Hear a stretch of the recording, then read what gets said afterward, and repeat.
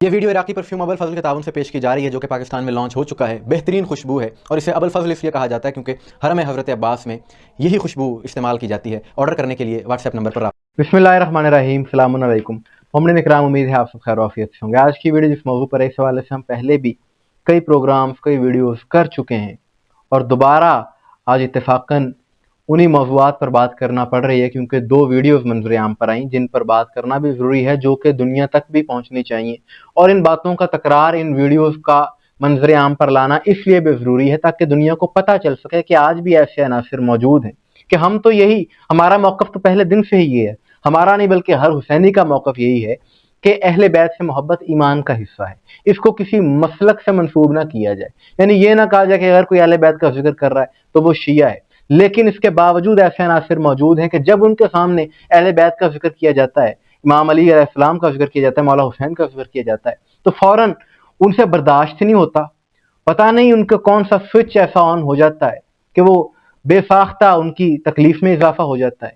دو videos آپ نے دیکھنی ہیں، ایک ویڈیو میں تو ایک مولوی کا بغض اس نے ظاہر کر دیا، دوسری ویڈیو میں جب اس نے بغض ظاہر کیا تو اس کو بڑا بھرپور پھر جواب بھی ملا وہاں سے۔ پہلی ویڈیو غالباً سرگودا کے کسی علاقے کی ہے کہ جہاں پر ایک نعت خوان امام حسین علیہ السلام کی شان میں منقبت پڑھ رہا ہے اور وہ کہتا ہے نماز میں حسین ہے، قرآن میں حسین ہے۔ اس کے آگے بھی شعر تھا، لیکن جب اس نے یہ جملے کہے تو پیچھے بیٹھے ہوئے ایک مولوی کو بڑی تکلیف ہوئی اور اس نے کہا یہ کیا پڑھ رہے ہو تم، اپنی طرف سے پڑھ رہے ہو، یہ شرک ہے۔ اور اس نے کہا نہ نماز میں حسین ہے، نہ قرآن میں حسین ہے، بلکہ یہ کہو کہ تاریخ میں حسین ہے۔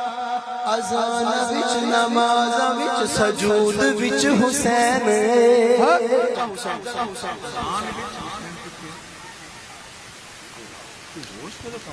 آپ اسلاف فرما دیں، میں حاضر تاریخ وچ حدیث وچ جی اللہ اکبر، یعنی آپ یہ بغض کی انتہا دیکھیے، اس سے بڑھ کر اور کیا بغض ہوگا۔ یہ وہی سوچ ہے، غور کیجئے اس بات پر کہ یہ وہی سوچ ہے کہ 14 صدیوں پہلے جو یزیدی حکومتیں آئیں اور ان کی کوشش یہی تھی کہ نام حسین بس تاریخ کا حصہ بن کر رہ جائے اور اس ذکر کو دبا لیا جائے۔ یہ وہی سوچ ہے کہ وہ کہہ رہا ہے کہو کہ بس تاریخ میں حسین ہے، نہ نماز میں حسین ہے، نہ قرآن میں حسین ہے۔ لیکن ایسوں کو یاد رکھنا چاہیے کہ وہ ظلم کرنے والے، وہ ظالم، وہ حکومتیں مٹ گئیں، تاریخ میں دفن ہو گئی، آج ڈھونڈنے سے ان کا نام نہیں ملتا، کہاں دفن ہے کسی کو نہیں پتا۔ نام حسین الحمدللہ آج بھی زندہ ہے، باقی ہے اور یہ ہمیشہ رہے گا۔ یہ ان کی خواہش ہو سکتی ہے، لیکن ایسا سوچنے والے خود مٹ جائیں گے، تاریخ میں بھی نہیں رہیں گے یہ لوگ۔ حالانکہ کوئی اس تعصب سے بھرے ہوئے مولوی سے پوچھے گا کہ نماز میں جب درود پڑھتے ہو، جس درود کے بغیر کسی مسلمان کی نماز نہیں ہوتی، وہ آل محمد کون ہے؟ اللہم صلی علی محمد و آل محمد، وہ آل محمد کون ہے؟ اس میں امام حسین علیہ السلام ہے۔ قرآن میں حسین ہے، کہتا ہے قرآن میں حسین ہے۔ قرآن میں اہل بیت کی طہارت کی گواہی پروردگار نے دی۔ وہ اہل بیت کون ہیں؟ وہ پنجتن پاک ہیں، یہی گھرانہ ہے۔ اور مباہلہ کے موقع پر جب کہا گیا کہ تم اپنے بیٹے لے کر آؤ، ہم اپنے بیٹے لے کر آتے ہیں، ابنانا و ابناکم، تو یہاں پر امام حسین ہی مراد ہیں۔ تو یہ عقل کے یتیم ہیں، بغض سے بھرے ہوئے ہیں، بغض کا تعصب کا علاج نہیں۔ ایک اور ویڈیو اسی طرح کی دیکھنے کو ملی کہ جہاں پر ایک محفل میں ایک نعت خوان نعت پڑھ رہا ہے، مولا علی کی وہ شان بیان کر رہا ہے اور وہ کہتا ہے کہ مولا علی جیسا نبی کا کوئی بھائی نہیں ہے۔ اردو ترجمہ اس کا یہ ہے پنجابی منقبت کا۔ تو آگے سے مولوی اسے روک کر کہتا ہے کہ یہ اب شیعہ عقائد بیان کر حضور دے حضرت علی چار بھرا سن، ٹھیک ہے، اس وجہ تو کر کے یہ جڑی چیز ہے نا علماء نے اس لیکن میں تو عرض کرنا، سرکار نے فرمایا علی تو دنیا اور آخرت میں میرا بھائی ہے۔ میں گل سنو، میں گل کی علی ورگا، جی میں آخر علی باج تے تسی بولو، میں آخر علی ورگا اگر کوئی سن گئی